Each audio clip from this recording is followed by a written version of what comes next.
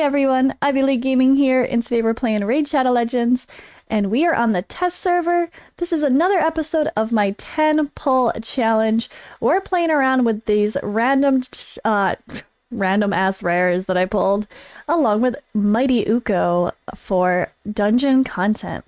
Now my plan for this series was to do Dragon, Ice Golem, Fire Knight, Spider, and maybe even Clam Boss. Hydra if I somehow thought it could happen too. But we're running out of time, so I don't know how much of this I'm going to be able to do. So today I really want to talk about Fire Knight, and I feel like this is going to be a really educational video for newer players because the bosses are hard. And stuff like Dragon you can get through pretty easily. You can get through by just pure damage. You could use things like poisons that make it even easier. So even like a simple Cal makes things easier with Dragon. But when it comes to Fire Knight, it's not as simple. So I'm going to show you who I chose and why, and that'll be kind of part of the discussion. So when it comes to Fire Knight, you have to have multiple hits to be able to take down the shields. Now with my 10 pull challenge, I didn't have a lot of that. So let me get myself, let's see.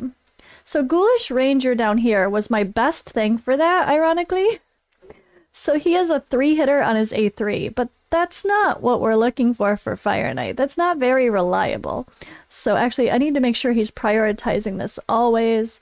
I didn't worry about this for sake of Fire Knight because it didn't matter if we stayed alive. We just need to kill the Fire Knight, damn it. It's such a mess. But I don't have the multi-hitters. That's what I'm missing. We need A1. Attacks one enemy 2 times, attacks one enemy 3 times, attacks 4 times at random.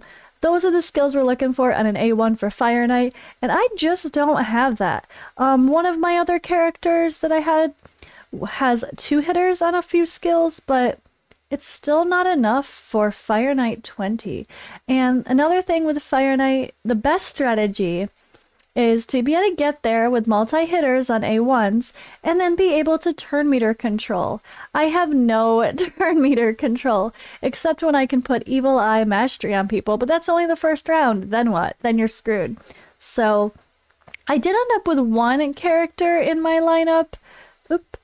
One character in my lineup that had some turn meter control, but it was 15% on the A3, so it's not going to come back around enough, unfortunately. So when it came to trying to do Fire Knight 20, I think based on the roster and people I had to choose from, it was honestly a fail, and I'm going to show you guys why. We're going to take a look at what I can do, or a little substitution. So spoiler alert, this is a fail. That is a total spoiler alert, isn't it? It just got really bright, reflecting on my glasses like crazy, sorry. But, oh god. It's fine. So here, oh god, that's really creepy. I'm like trying to deal with it. Alrighty. I can't move my head, guys. But I actually made a spreadsheet here with keeping track of, I wrote down everyone's skills and I looked up their multipliers so I could see who hit hard. And I was actually pleasantly surprised to see that Skink has some good multipliers here on these little baby skills. Now, the problem with Skink is he is the wrong affinity for this Fire Knight. But what he does have is a heal reduction debuff. So that's the other thing with Fire Knight. Besides besides just keeping the turn meter control going, you could also have the strategy of a heal reduction debuff. So in a perfect world, you go in, you get to the boss, you use turn meter, and then he never closes his shield again. But if you can't do that, you at least want to prevent him from healing again. So a heal reduction debuff can try to do that. So my thought is, well, let me at least try to get him in there. So let me just show you the start of this and you guys can see what I mean. Let me show you the start of this. I'm actually going to see if we can do any lower levels. I'm going to show you guys where you should kind of be looking with the bosses and stuff as well, as far as what level the game you're at. So getting to Fire Knight 20, it's more endgame than it maybe should be. But hey, it's a challenge. You've got to have the right champions. And for me, we're literally looking at 11 champions right now. 11. So you're going to have a lot more options. And I'm also going to show you a couple examples of options that everybody has that are awesome for Fire Knight, including Fire Knight 20 if you can build them well enough. But we'll take a look at those. So I'm not worried here. You could see I did build my skink and my war maiden very squishy, unfortunately, but that is what it is. It's what I had to do for damage sake to help with the wave clear. But that's why Mighty Uko is a king here. He has a really great revive with a block damage buff that comes up. So they could die a whole bunch. It's fine. He's going to bring them back. And then we have Hexweaver in here with a heal. So I probably should mention now, guys, if this is your first time watching anything for this 10-pull challenge, and we're starting off on a bad note, don't worry, go back to the beginning, watch episode 1, watch my polls, watch episode 2 for a very fun dragon. And then we did, Ice Golem took a little longer as expected, because Ice Golem is, well, annoying with the ads popping back up. So unless you have like block revive, you're kind of screwed. And I don't think our little rare champs are block reviving very well now, are they? So that is what it is as well. Alright, we're gonna get these guys killed. I swear we are. And then we're gonna head to the boss. So once we get to the boss, I'm not gonna let it keep going. I'm just gonna show you the beginning and then we're gonna leave the battle. And then I'm gonna give you guys some good tips and show off something a little interesting to kind of, I don't want to say cheese it, but you'll see what I mean. Alright, we're at the boss. We're trying to take down that shield. Okay, we got the countdown, right? Now what? Now we need turn meter. Right now is where we need those A1s to reduce turn meter. But we just don't have it in this team. It's really hard here. And okay, someone dies. It's fine. We have Uko, right? Yep, bring him back. But there's just no turn meter control, so the boss is constantly just going to close his shield again and smash. And we're never going to make any progress with killing him, right? The only way we could make progress with killing him, with dealing with the shield opening and closing is if it actually landed. If one of these heal reduction debuffs actually can land and stay up, we have a chance. So I actually ran this a couple times before recording and I never got this to land once. So we're already doing better than I did before. But these heal reduction debuffs you can rely on for a little bit of help. You see he stopped. He didn't actually heal, but are we going to be able to put that debuff up again? I doubt it. So he's just going to heal fully next time he smashes. Let's see if we can get lucky. I don't know. Our skink already went. We're screwed already. So because we can't keep that up 100% of the time, he's just going to keep healing. So unfortunately, I don't know that this is even possible. I mean, I tried it. It just kept going and going and going. I tried another character too. I tried leaving in a different, I tried leaving in my rough stone for the AoE and he's forced just for sake of the waves, which he made the wave clear nice and fast, but there's just no other utility for Fire Knight. So this is the reality of Fire Knight. You need specific things for it, and we just don't have it in the people I pulled, at least to be able to even do level 20, which sucks. But it is what it is, right? It's all about champions. I could have amazing gear on them, and it's still not going to make a difference. The funny thing is, when it came to trying to gear my champions, I realized one of the things I could have had could have been one of these sets, though. A cursed set. Guys, I actually had a need for a cursed set. It has like a 75% chance of placing a heal reduction debuff. I could have put that on one or two of these champions and we would have been able to keep up the heal reduction the whole time. Now, I'm not saying you guys should go grab a bunch of curse sets. They're pretty terrible. The reality is there's plenty of champions in the game that apply a heal reduction debuff, and even some you can get just by farming campaign mode and getting, like, I think, is it Rocktooth that does it, I think? Rare champion. And then if you get lucky, like I had Skull Crusher on this, not this account, my free-to-play account I had, and he has it on the A1, so if you actually throw accuracy on him for farming Fire Knight, it comes in handy. And plus the counterattacks can be really useful. But yeah, this is a hot mess, right? This is a hot mess. Nope. Let's get out of this. Alright, and here we are, Fire Knight stage 16. So I was able to do this one, right guys? We were able to do Fire Knight stage 16. So this is actually a nice place to farm if you are, let's see. Alright, if you're able to hit it here, you see 4 to 6 star gear. But this is before the increase in energy cost happens. So what I'm going to do here, I'm going to play this out. I'll get my head out of the way, I'll speed it up really quick, and I'll show you the run on Fire Knight 16. So if you can't quite get to that hump of stage 20, maybe stick to farming 16 in the meantime. And even the same team that is far from perfect for Fire Knight can do the job.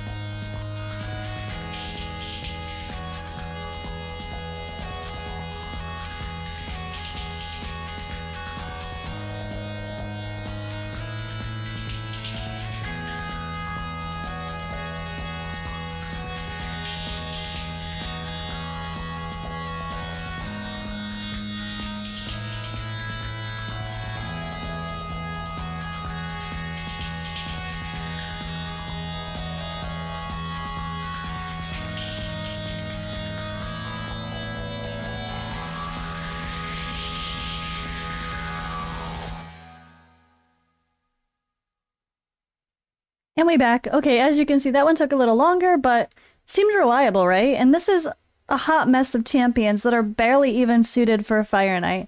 So understand that Fire Knight can be one of the most frustrating dungeons, but once you get the right people involved, it can make a big difference. All right, now speaking about getting the right people involved, I'm going to show you guys how a couple uncommons can change your Fire Knight game. Now, they're also pretty great. Well, Armiger's pretty great for Spider. Satyr is kind of random, literally, with his skill, but these two are... Okay, so I left War Maiden in here because of the decreased defense. That'll help with the boss and getting the damage in there. Waxweaver is here to heal. Uko is here for the revives. That's their main purposes. So if you have a healer slash reviver, you're probably going to need both to pair along with Satyr and Armiger and someone to help with the wave clear. That's all you need for Fire Knight 20. So actually, I need to fix the AI here, and I'm going to show you guys the builds after this, after we show the run. But this just shows you. This is a level 50 Satyr with an Armiger. I just keep calling him Armiger. I'm going to call him Armiger properly one of these days. So I actually don't want him to use this A4, this A2 that has a 4 hitter on the second round, because I want to make sure it's fresh and ready for round 3. So, and it also depletes turn meter, but I'm not going to be relying on the turn meter at first until the shield is open, but that's what our boy Armiger is here for. So one thing with Armiger, oh my god, see, I'm doing it again. Armiger is very valuable for these kind of boss fights because his AI is actually smart. He doesn't use the big hit skill, which is enemy max HP. He doesn't use that unless the turn meter is down a certain percentage. So he's smart enough to use this if he needs to, or thinks he needs to, in this if he can. But if you have trouble keeping the turn meter down, then I would say just turn this off for the boss if you need to. But this is his little boss killer skill, so if you can get away with it, it's quite nice. But yes, we are working with Armiger and Satyr and War Maiden. Hexweaver as our healer, and Uko is our reviver. You don't need Mighty Uko, they just are a damn good reviver with the block damage that gets put on people. That's just really, really helpful to help keep them alive for some extra smashes in the waves. But I'm gonna get out of the way and show you this run, and you guys are gonna see how awesome we do here with Satyr and Armiger instead of some rares. Hell, they're better than plenty of the epics too.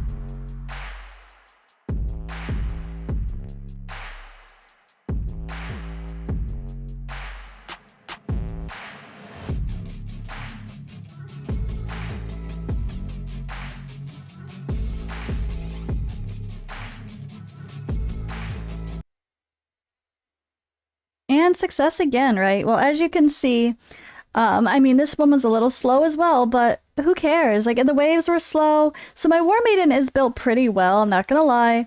So all the extra damage is doing is really decreasing the time it takes to do the run. It's just gonna help you get through the waves faster and kill the boss a little faster. But you're not gonna need to have the crazy stats I have on her. I mean, they're not even crazy, to be honest, but it is pretty solid gear, to say the least. But yeah, that you saw it. Once we got the shield open, he never closed it again, right? That's the goal. So I'm going to show you guys why that works so well. We'll take a look at my people. So first off, I do have Mighty Uko in the lead. They're in a shield set to help with those waves and help keep everyone alive the best as possible to keep pumping out damage. They had my highest base HP, so I figured I'd put him in a shield set. So that's not insane high HP for being in a shield set by any means, but it works, and it helped keep them alive. I tried to keep everyone close to 200 speed.